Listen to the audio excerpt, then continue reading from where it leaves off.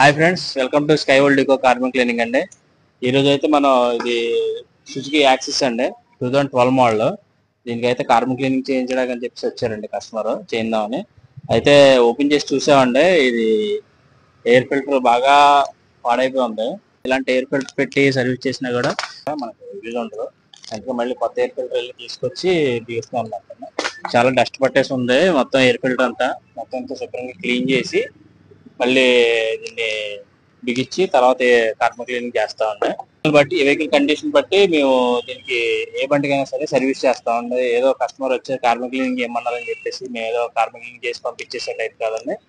మనం అయితే ఆ A to Z మొత్తం పాయింట్ టు పాయింట్ చెక్ చేసి మనకి చేసిన తర్వాత బెస్ట్ రిజల్ట్ కోసం అయితే నేను ప్రయత్నిస్తానండి.